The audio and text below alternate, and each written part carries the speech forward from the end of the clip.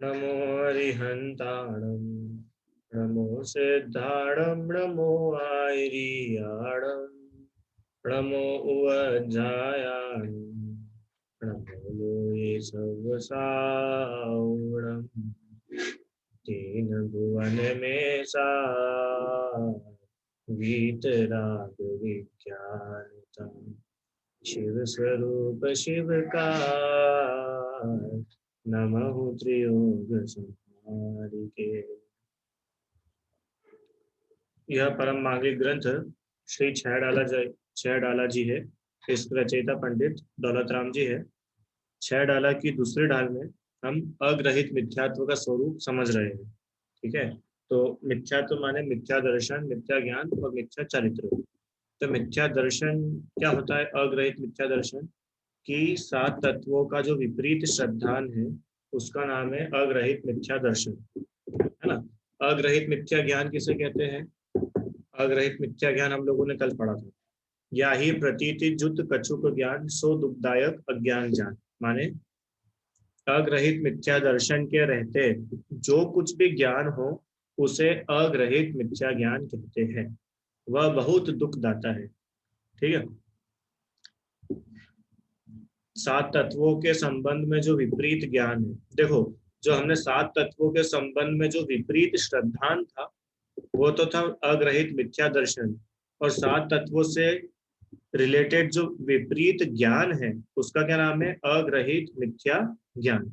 समझ में आया ना? ठीक है। अब अग्रहित मिथ्या चारित्र किसे कहते हैं उसकी चर्चा अपन आज करेंगे। क्लियर है भाई? अग्रहित मिथ्या चारित्र छंद नंबर 8 पढ़ते हैं साथ में। इन जुत विषयनि में जो प्रवृत्तता को जानो मिथ्या चरित्र यो मिथ्यात्वादि निसर्ग जे अब जे ग्रहित सुनिए सुते। क्या बताया? अग्रहित मिथ्या चारित्र। तो सबसे पहले अपने को ये समझना है कि मिथ्या चारित्र क्या होता है। तो मिथ्या चारित्र समझने के लिए फिर एक और चीज समझनी है कि ये चारित्र क्या होता है। चारित्र मतलब क्या? चारित्र मतलब सरल सी भाषा में अगर अपन चारित्र बोले तो चारित्र मतलब होता है क्रियाएं, चारित्र मतलब आचरण, चारित्र मतलब प्रवृत्ति। ठीक है, हम जो क्रियाएं कर रहे हैं, हमारी जो एक्टिविटीज है वो चारित्र कहलाती है। बहुत अपन इसको बहुत इजी लैंग्वेज में अगर पढ़े तो किसको बोलते हैं चारित्र?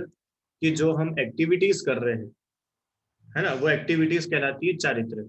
अगर वो एक्टिविटीज मिथ्यात्व के सहित है तो वो मिथ्या चारित्र, और यदि वो क्रियाएं सम्यक्त्व के साथ है तो वो सम्यक चारित्र।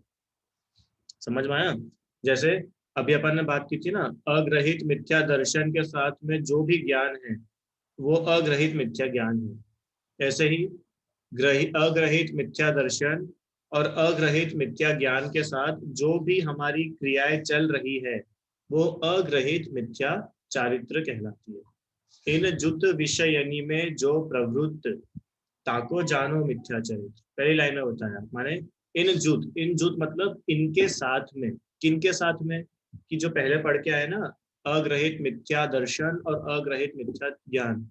तो ऐसे अग्रहित मिथ्या दर्शन और अग्रहित मिथ्या ज्ञान के साथ जो कुछ भी विषयनी माने जो कुछ भी विषय, जो कुछ भी पंच इंद्रिय के विषय में हमारी प्रवृत्ति है, हमारी जो क्रियाएं है, वह उसको जानो मिथ्या चरित्र, उसको मिथ्या चरित्र जानना चाहिए। विषयों में प्रवृत्ति दो प्रकार से होती है, एक ग्रहण रूप, एक त्याग रूप। मतलब हम पंच इंद्रिय के विषयों को ग्रहण भी करते हैं और पंच इंद्रिय के विषयों को त्याग भी करते हैं। पर वो बोल रहे हैं कि तुम भले ही पंच इंद्रिय के विषयों को ग्रहण करो या पंच इंद्रिय के विषयों को त्यागो, मिथ्यात्व के साथ अगर कर रहे हो तो वो तो सभी प्रवृत्ति जो है वो मिथ्या चारित्र है। ठीक है, देखो अग्रहित मिथ्या दर्शन और अग्रहित मिथ्या ज्ञान सहित पांच इंद्रियों के विषय में प्रवृत्ति करना उसे अग्रहित मिथ्या चारित्र कहा जाता है। अब इसका मतलब क्या हुआ? पांच इंद्रिय के विषय भोगों में प्रवृत्ति करना। ये पांच इंद्रिय के विषय भोग क्या होते हैं, पता है किसी को? पांच इंद्रिय के विषय भोग, चलो पहले ये बताओ पांच इंद्रिय क्या होती है, किसे कहते हैं पांच इंद्रिय? ये तो बताओ, पांच इंद्रियां क्या होती है, तो ही हम इसके विषय भोग समझ पाएंगे। बोलिए आर्जव, पांच इंद्रिय क्या होती है? भैया पांच इंद्री मतलब स्पर्शन, रस, घ्राण, चक्षु और कर्ण। ठीक है, स्पर्शन रसना, है ना, रस नहीं रसना। स्पर्शन, रसना, घ्राण, चक्षु और कर्ण। माने स्पर्शन मतलब जो अपने को टच होता है। इंद्रिय मतलब क्या होता है, तो पहले अपन ये समझो इंद्रिय मतलब क्या। इंद्रिय मतलब शरीर के ऐसे कुछ चिन्ह जिनसे हमें ज्ञान होता है, जिनकी हेल्प से हम जानते हैं, हमें बाहर की चीजें जानने में आती है। जैसे कोई चीज गर्म है या ठंडी है, तो उसको हम जब तक छुएंगे नहीं कैसे पता चलेगा, है ना। कोई चीज में नमक कम है कि नमक बराबर है, कोई कम मीठा है कि ज्यादा मीठा है, ये अपन जब तक उसको चखेंगे नहीं पता कैसे चलेगा, है ना। किसी ने परफ्यूम लगाया, अब वो परफ्यूम की खुशबू अच्छी है कि अच्छी नहीं है, तो जब तक वो स्मेल नहीं करेगा उसको पता नहीं चलेगा। सामने जो चीजें दिख रही है जब तक उसको देखेगा नहीं पता नहीं चलेगा। ऐसे ही कुछ सुनेगा नहीं तो पता नहीं चलेगा। तो ऐसे ही टच, टेस्ट, स्मेल, कलर्स और साउंड, जैसे पांच इंद्रियां होती है, ये पांच इंद्रिय के विषय है। स्पर्शन, पहली इंद्रिय स्पर्शन इंद्रिय। स्पर्शन इंद्रिय मतलब ऐसी इंद्रिय जिसके हेल्प से जीव को स्पर्श का ज्ञान होता है। जैसे हम सब जीव हैं, हम सब लोगों को स्पर्श का ज्ञान होता है ना। ठंडी, गर्मी, हल्का भारी, रूखा चिकना, ठंडा गरम, कड़क नरम, ये सब अपने को छू करके ज्ञान होता है ना।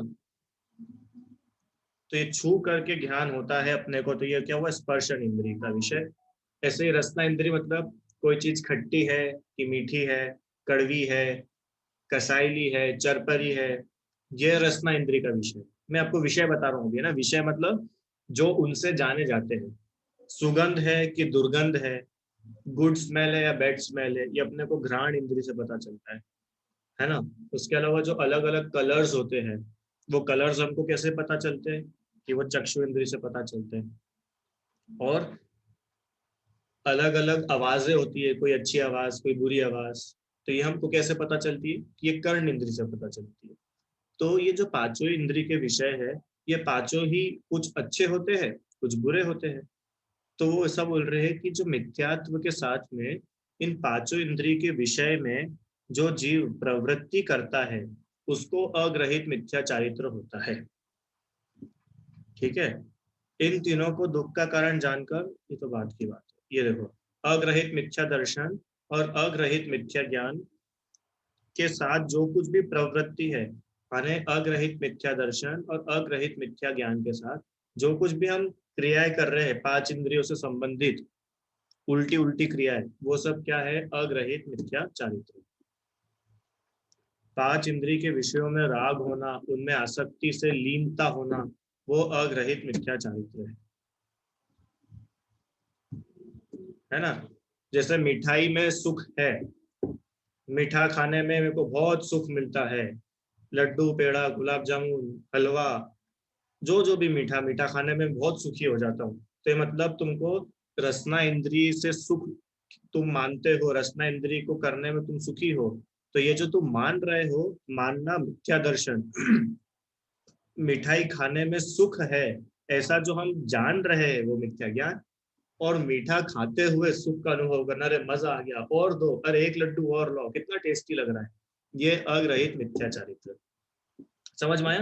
अभी मिथ्या दर्शन, मिथ्या ज्ञान, मिथ्या चारित्र में अंतर, ये तीनों एक नहीं है, तीनों अलग अलग है। मिथ्या दर्शन मतलब होता है मानना, हमारी मान्यता क्या है, हम कैसा मानते हैं, दैट इज मिथ्या दर्शन। हम कैसा जान रहे हैं, दैट इज मिथ्या ज्ञान। और हम उसको कैसा कर रहे हैं वो मिथ्या चारित्र है ना। अब ये अग्रहित में इतना कुछ विशेष है नहीं, आगे जब ग्रहित मिथ्यात्व पढ़ेंगे तो उसमें मिथ्या चारित्र का खुल करके वर्णन किया है।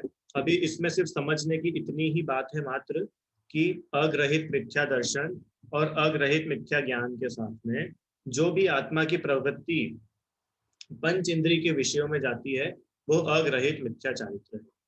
तो ये अग्रहित मिथ्या चारित्र अच्छा है कि खराब है, इतना सा बताओ भाई। संस्कृति, अग्रहित मिथ्या चारित्र अच्छा है कि बुरा है? बुरा है। क्यों बुरा है? क्योंकि भैया मिथ्यात्व तो सभी प्रकार का बुरा है, वो भले मिथ्या दर्शन हो, मिथ्या ज्ञान हो, मिथ्या चारित्र हो, वो ग्रहित हो अग्रहित हो, कुछ भी हो, मिथ्यात्व तो दुखी देने, दुख प्राप्त करता है जीव मिथ्यात्व से। इसलिए मिथ्यात्व हमेशा छोड़ने योग्य ही है। और पंच इंद्रियों में जो हमारी आसक्ति बनी रहती है वो हमारे दुख का कारण बनती है। ये तो अपन पहले पढ़ के आ चुके। ठीक है, तो इस प्रकार से अपन ने ये 8वां छंद पढ़ा। अब 9वां छंद, 9वां छंद अपन पढ़ते हैं साथ में। उसकी एक लाइन बच गई थी एक्चुअली उनको। यो मिथ्यात्वादि निसर्ग जे अब जे ग्रहित सुनिए जुते, माने अब ये मिथ्यात्व आदि जो हमने बताया है वो निसर्ग थे। निसर्ग मतलब, निसर्ग मतलब होता है जो पहले से चला आ रहा है, माने अग्रहित। तो वो लास्ट लाइन उन्होंने एक कंक्लूजन और इंट्रोडक्टरी लाइन बताई है कि आधी लाइन में तो उन्होंने कंक्लूजन करा है कि अभी तक हम लोग अग्रहित मिथ्यात्व के बारे में पढ़ चुके हैं, अब हम ग्रहित मिथ्यात्व के बारे में आपको बताएंगे। ऐसी वो एक लाइन में उन्होंने बता दिया। ठीक है, अब क्या होता है ग्रहित मिथ्यात्व? बताओ, आप लोग पढ़ चुके हो ना। ग्रहित मिथ्यात्व किसे कहते हैं? ग्रहित मिथ्यात्व मतलब क्या होता है? बस इतनों इतनों को ही पता है? अरे अपन ने कितनी बार पढ़ लिया, बाकी लोग? सिर्फ 9 लोगों के हाथ ऊपर है, 10 11 नहीं मालूम? बताओ ध्रुव, अग्रहित मिथ्यात्व क्या होता है? ग्रहित मिथ्यात्व क्या होता है? सर जो ग्रहण किया गया, जो ग्रहण किया गया। क्या ग्रहण किया गया है? सर जैसे कि बिल्ली का रास्ता काट जाती है तो वो अशगुन होता है। अच्छा ठीक है, ये तो तुमने उदाहरण दिया कि बिल्ली रास्ता काट जाती है। तुम मेरे को ये बताओ अग्रहित मिथ्यात्व मतलब क्या, सरल सा बताओ, बोलो भविक। बहुत सिंपल वे में बता दो कि अग्रहित मिथ्यात्व मतलब होता क्या है। सर अवैध मिथ्यात्व का मतलब होता है जो हमने वो पिछले जन्म से ग्रहण करा है, इस जन्म में नहीं याद करा, वो अग्रहित होता है। और ग्रहित मिथ्यात्व क्या होता है? ग्रहित जो हमने इस जन्म में ग्रहण करा या सीखा। ठीक है, सही बताया कि हमने जो विपरीत मान्यता है, मिथ्यात्व मतलब विपरीत मान्यता है, उल्टी मान्यता है। तो ऐसी हाँ। विपरीत मान्यताएं जो हमने इस जन्म में ग्रहण करी है ना, वो कहलाती है अग्रहित, वो कहलाती है ग्रहित मिथ्यात्व। माने ऐसी उल्टी उल्टी बातें जो हमने पिछले जन्म से नहीं या जो पहले से नहीं, हमने इस लाइफ में बिल्कुल नया नया सीखा है। ये हमको किसी ने सिखाया है, ये हमने किसी से सीखा है। ऐसी जो विपरीत बातें हैं वो कहलाता है ग्रहित मिथ्या। समझ में आया? ग्रहित मिथ्या दर्शन। अब इस दूसरी डाल में ग्रहित मिथ्या दर्शन का ही बहुत गजब वर्णन दिया है आगे, है ना, तो पढ़ने में मजा आएगा। अच्छा, अभी जितने भी लोग क्लास सुन रहे हैं, आप सभी के फोन में या लैपटॉप में एक हैंड रेस करने का ऑप्शन है, सभी को मालूम है ना? कितना तो सभी को पता होगा, या जिन्हें नहीं पता है वो अपने वीडियो चालू करके अपना हाथ ऊपर कर देना। अभी आप लोग मुझे इतना बताओ, मैं सबके हाथ अभी नीचे कर रहा हूँ, आप लोग अभी मुझे इतना बता दीजिए कि आप में से कितने लोग ऐसे हैं जो इस दूसरी ढाल को पहली बार पढ़ रहे हैं, फर्स्ट टाइम? हाँ, एक। आप हैंड रेस कर सकते हैं, 2 3, है ना, 3 लोग हैं बस, 4 5, 1 2 3 4 5, है ना। मैं नाम ले लेता हूँ, पार्थ जैन, आद्या, गीता जी जैन, प्रीति जी मोदी, सिंपल जी जैन, है ना। आप लोग पहली बार पढ़ रहे हो, बाकी सब लोग एक एक बार तो कम से कम पढ़ चुके हैं। ठीक है, देखिए अभी तक तो हम लोगों ने जो कुछ पढ़ा वो आपको समझ आया होगा, और वो आपको लगा भी होगा कि ये तो क्या है, ये अपन थोड़ा ना करते, ये तो किसी और की बात लिखी है दौलत राम जी ने, ये तो बहुत ऊपर ऊपर की बातें लिखी है, कौन जीव कौन अजीब कौन आश्रव, हमने तो आज तक देखे ही नहीं। तो कोई बात नहीं, आपने ये सब नहीं देखा है ना, पर अब जो आगे दौलत राम जी अपने को बताने वाले, ये तो ऐसी ऐसी बातें हैं कि जो आप अपने जीवन में रोज देखते हो, और जो कि मिथ्यात्व है, जो हमारे दुख का कारण है, वो अब दौलत राम जी अपने को इस ग्रहित मिथ्या दर्शन के अंदर बताने वाले। अब इसका नाम ग्रहित क्यों पड़ा? इसका नाम ग्रहित इसीलिए है क्योंकि ये जो विपरीत मान्यताएं है, ये हमने इस जन्म में नहीं सीखी है, ये हमारे पिछले जन्मों से चली आ रही है, ऐसा नहीं है। जैसे कि शरीर को हम अपना मानते हैं, तो ये तो हम हमेशा से करते आए, इसमें कुछ नया तो हुआ नहीं। तो ये जो हम हमेशा से करते आ रहे हैं, इसका नाम है ग्रहित, इसका नाम है अग्रहित मिथ्या दर्शन, क्योंकि इसको हमने किसी से ग्रहण नहीं करा, है ना। और ग्रहित मिथ्यात्व क्या होता है कि ऐसी विपरीत मान्यताएं जो हमने इस जन्म में, इस लाइफ में कुछ नई ग्रहण करी है। ठीक है, अब वो कैसी कैसी चीजें हैं वो इस दूसरे ढाल में अब अपन समझने वाले हैं। आइए छंद नंबर 9 साथ में पढ़ेंगे। जे कुगुरु कुदेव कुधर्म सेव, पौषे चिर दर्शन मोह एव, अंतर रागादिक धरे जेह, बाहर धन अंबर ते सने। ग्रहित मिथ्या दर्शन क्या है? कुगुरु कुदेव कुधर्म सेव, माने जो कुगुरु कुदेव और कुधर्म की सेवन से, उनकी सेवा करने से, उनको मानने से होता है। जो उनकी सेवा करता है, जो उनकी पूजा भक्ति करता है, वो दर्शन मोह माने मिथ्यात्व का पोषण करता है। चिर, चिर मतलब एकदम गाढ़ा मिथ्यात्व, खतरनाक मिथ्यात्व, ऐसे उस मिथ्यात्व का वो पोषण, पोष्य माने पोषण करता है। पोषण करना मतलब पता है? पोषण करना मतलब उसको और पुष्ट करना, है ना। जैसे बच्चा है, बच्चे को अपन भोजन कराते तो क्या होता है, बच्चा पुष्ट हो गया, माने वो और हेल्दी हो गया, बढ़िया स्ट्रांग हो गया। तो ऐसे ही ये जो ग्रहित मिथ्या दर्शन है, ये अग्रहित मिथ्या दर्शन को और स्ट्रांग बनाता जाता है। इसलिए वहां पे लिखा है कि वो चीर दर्शन मोह वो अग्रहित मिथ्यात्व को पुष्ट करता है, वो अग्रहित मिथ्यात्व को और पक्का बना देता है। क्या पक्का बना देता है? कि कुगुरु कुदेव और कुधर्म, इनकी भक्ति पूजा वंदना सेवा, इनको मानना, ये सब। तो अब मेरा ये प्रश्न है आप सभी से कि क्या हम लोग कुगुरु को मानते हैं क्या? पहली बात तो ये सामने तो फोटो, अभी सामने के फोटो को भूल जाओ बेटा, अपन इसको हटाओ। ये लिखा भी था आपके सामने के लिए। अब मेरे को ये बताओ, आपके हिसाब से गुरु कौन होते हैं? अभी कुगुरु सुगुरु की बात नहीं है।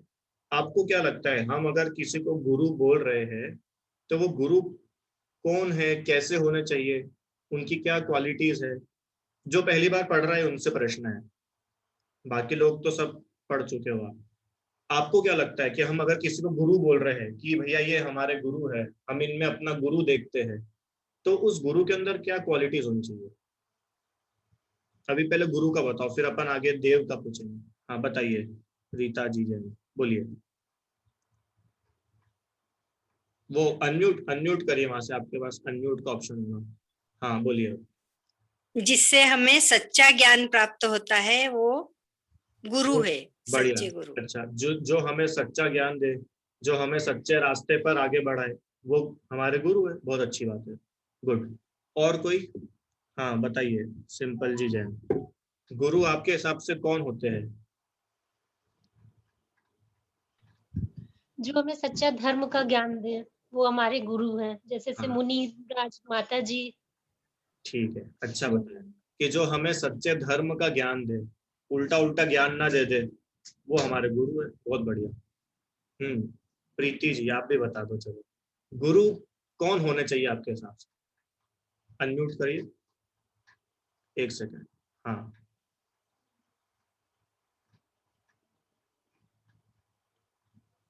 हाँ चलो, अनम्यूट आ रहा होगा आपके स्क्रीन पर। हाँ,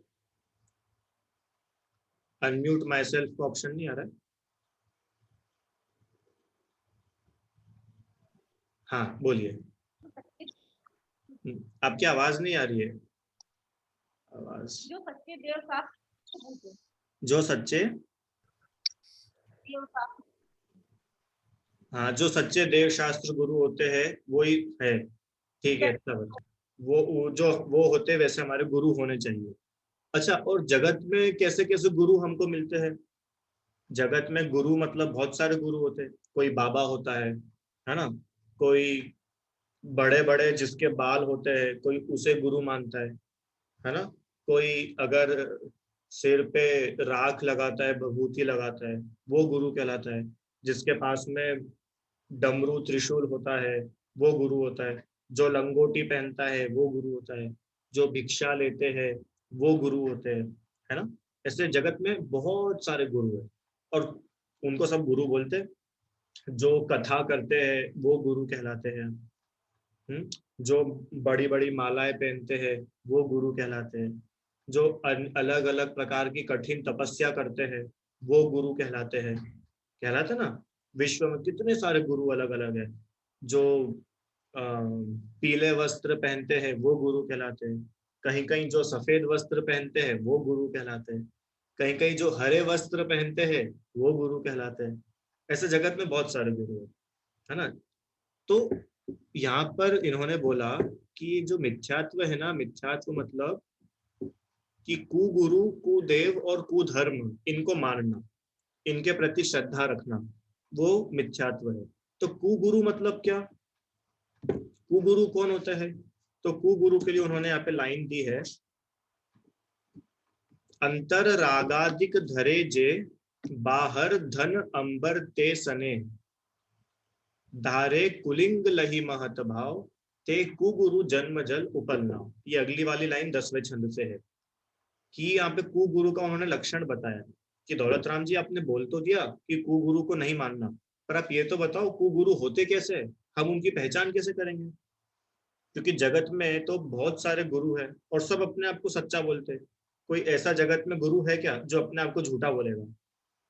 कोई भी जगत में ऐसे बाबा, ऐसे साधु है जो अपने आप को झूठा बोलेंगे कि नहीं तुम मेरे पास मत आओ, मैं तो झूठा हूँ? ऐसा कोई बोलता है क्या? कि नहीं, हर कोई अपने आप को सच्चा बोलता है। तो हम सही और गलत की पहचान करेंगे कैसे? तो सही और गलत की पहचान के लिए उन्होंने 2 लाइन लिखी है। सबसे पहली लाइन, अंतर रागादिक धरे जे, जिनके अंतरंग में मिथ्यात्व, राग, द्वेष ये सब है। जो रागी द्वेषी है वो सच्चा गुरु नहीं हो सकता, और जो ऐसे रागी द्वेषी व्यक्ति को गुरु मान रहा है वह जीव मिथ्या दृष्टि है, वो मिथ्यात्व का पोषण कर रहा है। ठीक है, अभी अपन एक एक करके सबके अर्थ पढ़ते हैं, फिर उसको गहराई में पढ़ेंगे। समझ में आया पहला पॉइंट कि जो रागी द्वेषी है, जिसके अंदर राग द्वेष भरा पड़ा है, वो जीव कुगुरु है। वो कुगुरु है। कु मतलब खोटा, खोटा गुरु। दूसरा, बाहर धन अंबर ते सने, माने अंदर में तो उसके खूब राग द्वेष है और बाहर में वो रुपए पैसे रखता हो। अंबर मतलब कपड़े से, रुपए पैसे से, और परिग्रहों से उनको स्नेह हो। परिग्रह से जिनको बहुत प्रेम हो, जो बढ़िया गाड़ी में घूम रहा हो, जो कपड़े पहन रहा हो, जो रुपए पैसे रख रहे हो, है ना? मतलब अंतरंग में तो उनके राग द्वेष है और बाहर भी जिनके साथ में खूब परिग्रह है वो कुगुरु है। तीसरा, धारे कुलिंग लही महत्व भाव, वो कैसा रूप धारण करते हैं?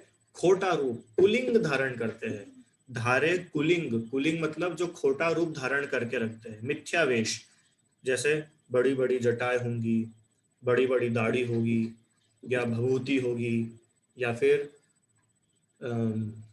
एक चोटी होगी, भगवा वस्त्र पहना होगा। ऐसे अनेक अनेक प्रकार के जिनने रूप धारण कर रखे हैं, और ऐसे रूप धारण करने के बाद भी लहे महत भाव, अपने आप को महान मानते हैं। ऐसे मिथ्यात्व वेशों को धारण करने के बाद भी जो महात्मा पने का भाव रखते हैं कि हम महात्मा हैं, आप लोग हमारी पूजा करो, मेरे पास आ जाओ, मैं तुमको तिरा दूंगा, मेरी शरण में आ जाओ, जो ऐसी ऐसी बातें करता हो, वो कौन है? वो कुगुरु है।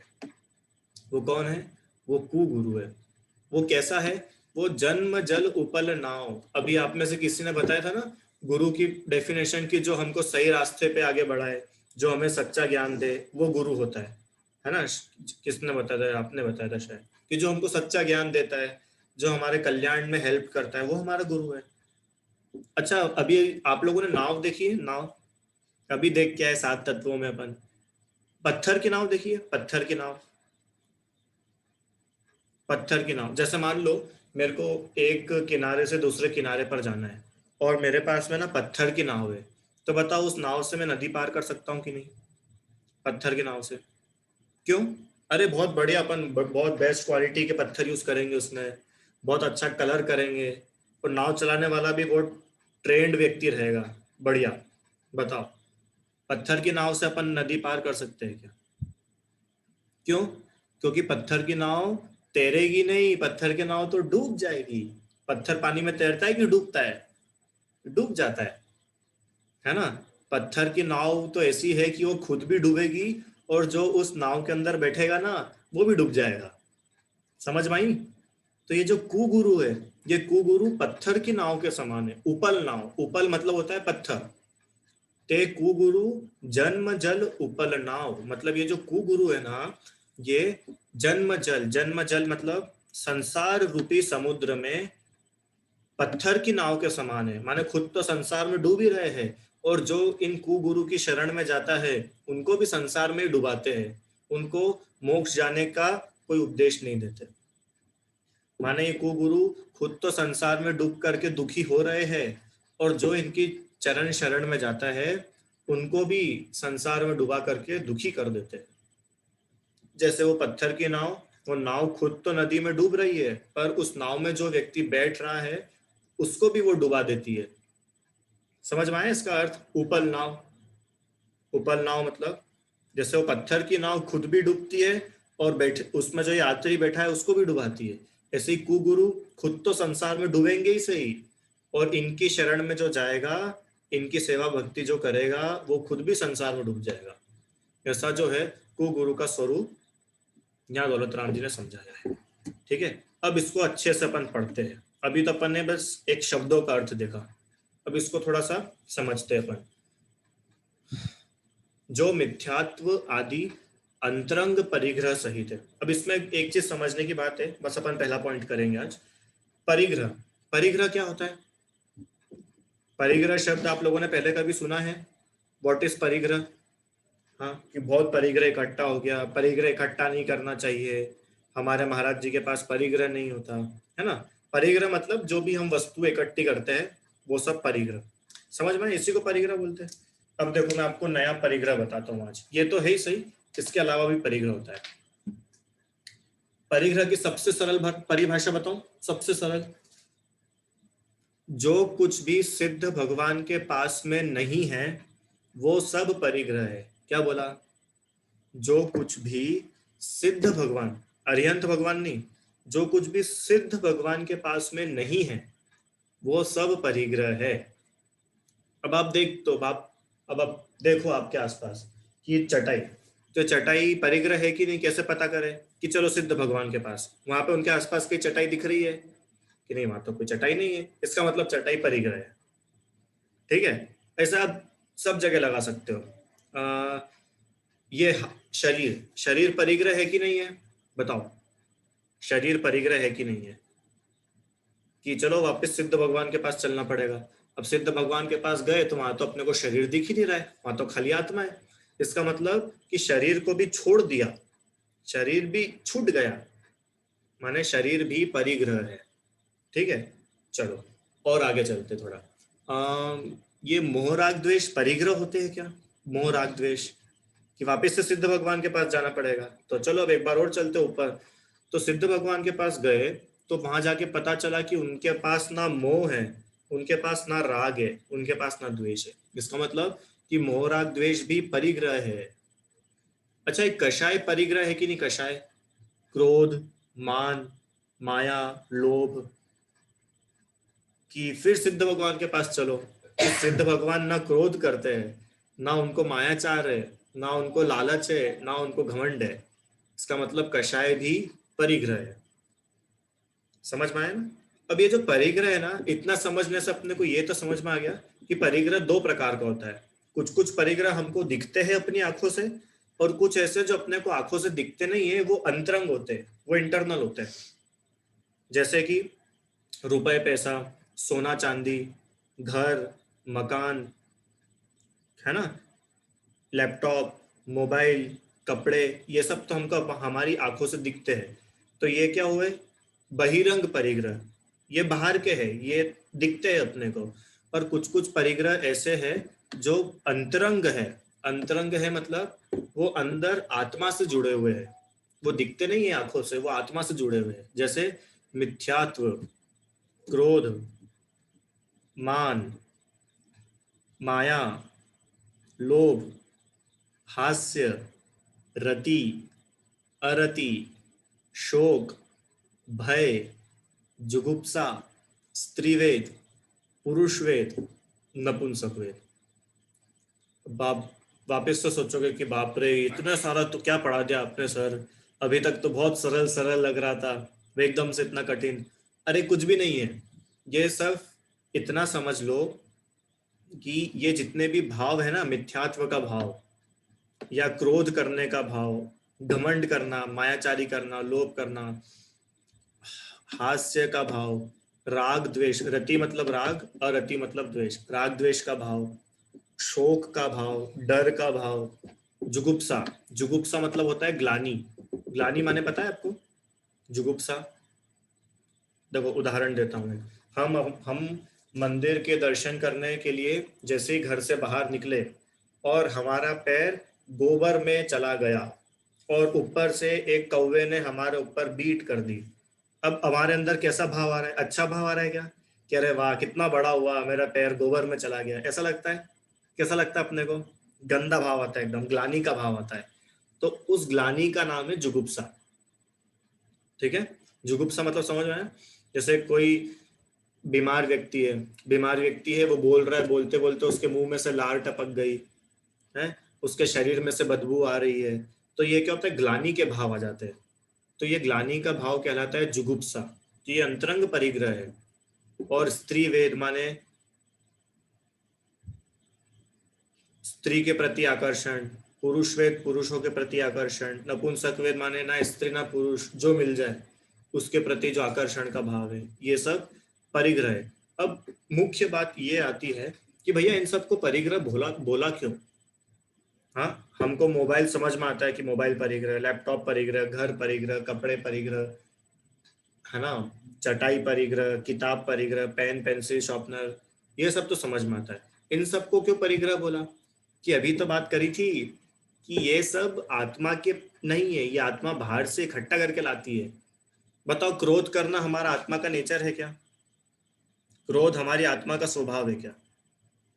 अगर क्रोध हमारी आत्मा का स्वभाव हो तो सिद्ध भगवान तो क्रोधी होना चाहिए, क्योंकि वो तो आत्मा, सबसे शुद्ध आत्मा तो सिद्ध भगवान के पास में है। तो क्या सिद्ध भगवान गुस्सा करते हैं?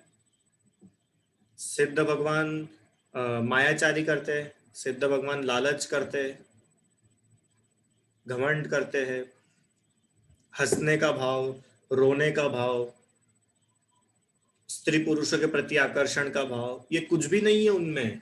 इसलिए ये बोला कि ये अंतरंग परिग्रह है। तो ऐसे जो अंतरंग परिग्रहों के साथ में जो व्यक्ति है वो कहलाता है कुगुरु। समझ में आया? जो अंतरंग परिग्रह सहित है। ठीक है, अब बहिरंग परिग्रह क्या होते हैं? बहिरंग परिग्रह दो प्रकार के, एक होता है अंतरंग, एक होता है बहिरंग। बहिरंग मतलब क्षेत्र, मकान, क्षेत्र मतलब खाली जो प्लॉट वगैरह होते हैं या खेत वगैरह, वो होते हैं क्षेत्र। मकान मतलब घर, सोना चांदी, दास दासी माने नौकर चाकर, धन धान्य, धन माने पशुधन या अभी के हिसाब से देखें तो रुपए पैसा वगैरह, और वस्त्र बर्तन। ऐसे 10 प्रकार के परिग्रह शास्त्रों में दिए हैं। तो अब अरहम तो सोच रहा है कि सर इसमें मोबाइल का नाम तो है ही नहीं, तो मोबाइल कैसे परिग्रह होगा? ना इसमें मोबाइल है, ना इसमें लैपटॉप है, ना इसमें साइकिल है, ना इसमें कुछ भी नहीं है, ना इसमें कार है। क्यों, कार लिखी क्या इसमें? नहीं लिखी है। तो ये तो खाली 10 मोटे मोटे बताए हैं, आप लोग सब समझ लेना। उन्होंने एक बताया ना यहाँ पे धन, तो धन में सब आ जाएगा। धन है तो सब कुछ धन से रिलेट करके आ जाता है। मोबाइल है तो मोबाइल भी धन से रिलेट होके उसमें इंक्लूड हो जाएगा, है ना। सब चीजें उसमें आ जाती है। धान्य क्या होता है? धान्य मतलब होता है अनाज, जो खाने की वस्तुएं होती है वो कहलाती है धान्य। तो ये 10 प्रकार के बहिरंग परिग्रह होते हैं, एक्सटर्नल। तो जो ऐसे परिग्रहों के साथ में जो अपना क्षेत्र बना करके रहता हो, जो किसी मठ में रहता हो, जिसका खुद का अपना झोपड़ी हो, जिसकी कुटिया हो, तो बोल रहे कि तुम्हारा ये परिग्रह है, तुम सच्चे गुरु नहीं हो सकते, तुम्हारे पास परिग्रह है। जो सोने चांदी से लदे हुए हो, जिनके पास खूब सोना चांदी जेवर हो पहनने के, वो व्यक्ति परिग्रह के साथ है, वो कुगुरु है। जिसके साथ नौकर चाकर चलते हो, कुगुरु है। जिसके पास खूब धन हो, गाय वगैरह पाल रखी हो, हाथी पाल रखा हो, घोड़ा पाल रखा हो, है, या जो अनाज अपने साथ में रखता हो, जो वस्त्रों के साथ में है, जो बर्तन आदि अपने साथ में रखता है, ऐसा जो व्यक्ति है वो बहिरंग परिग्रह के साथ होने से कुगुरु कहलाता है। ठीक है, तो ये पहली बात यहाँ पे अपनी क्लियर हुई, जो पहली लाइन थी, अंतर रागादिक धरे जे बाहर धन अंबर ते सने, माने अंतरंग में जो राग द्वेष मोह मिथ्यात्व इनके साथ में है, और बाहर में भी जो रुपए पैसा, अंबर मतलब होता है कपड़े, रुपए पैसा कपड़े धन स्त्री और दूसरे दूसरे परिग्रहों से स्नेह रखता है, वो जो जीव है वो कुगुरु की श्रेणी में आते हैं। ठीक है, समझ में आया यहाँ तक? इसकी और विशेष चर्चा अपन कल करेंगे। और आप लोगों के पास में होमवर्क ये है आज का कि आपको खुद को एक एनालिसिस करना है कि जगत में अनेक अनेक धर्म है, अनेक अनेक गुरु जगत में मिलते हैं हमको, तो उनमें से ये जो क्वालिटी उन्होंने बताई, जिसके पास परिग्रह नहीं है, ऐसे गुरु कितने हैं, ये आपको खुद को एनालिसिस करना है ना। जैसे कोई से भी गुरु, कोई से भी बाबा को आप सामने रखना और देखना कि इनके पास में परिग्रह है क्या, और है तो कौन कौन से है और कैसे कैसे है, इसके आप लोगों को एक स्टडी करनी है। ठीक है, और जो इसकी विशेष चर्चा है कल अपन करेंगे। जिनवाणी स्तुति, कोई प्रश्न हो तो आप लोग पूछ लिया करो भाई, जितने भी लोग हो, है ना। जिनवाणी स्तुति प्रश्न, अभी टाइम हो गया है तो आप मुझे या तो व्हाट्सएप पे लिख के भेज सकते हो, है ना, नहीं तो कल क्लास स्टार्ट करेंगे अपन, जब अपन